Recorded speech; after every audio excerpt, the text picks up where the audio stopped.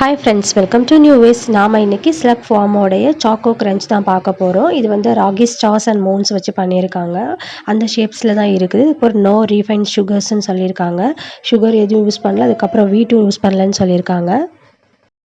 இந்த ப்ராடக்ட்லாம் வந்துட்டு made by 2 mothers தான். நம்மள மாதிரியே குழந்தைங்க வச்சுருக்க அம்மா வந்துட்டு அவங்க குழந்தைங்களுக்கு என்ன கொடுக்கலான்னு திங்க் பண்ணி டேஸ்டியாகவும் ஹெல்த்தியாகவும் இருக்கணும் அப்படின்னு திங்க் பண்ணி சரி மில்லட் ஓரியன்டாக யூஸ் பண்ணலாம் அப்படின்னு சொல்லிட்டு அவங்க ப்ரொடியூஸ் பண்ண ப்ராடக்ட் தான் இது.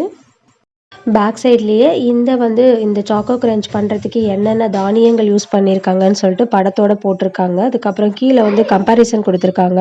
நார்மல் பிரேக்ஃபாஸ்ட்டில் என்ன இருக்குது, அதுக்கப்புறம் இவங்க ஸ்லர்ப் ஃபார்மில் பிரேக்ஃபாஸ்ட்டில் என்ன இருக்குதுன்னு சொல்லியிருக்காங்க.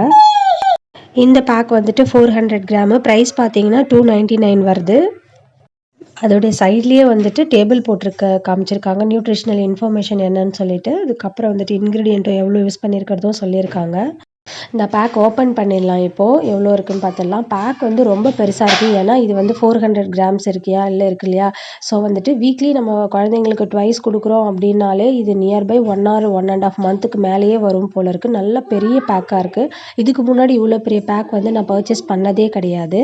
இப்போ தான் ஃபர்ஸ்ட் டைம் கிட்டத்தட்ட நியர்பை 1/2 kg அளவுக்கு பர்ச்சேஸ் பண்ணது.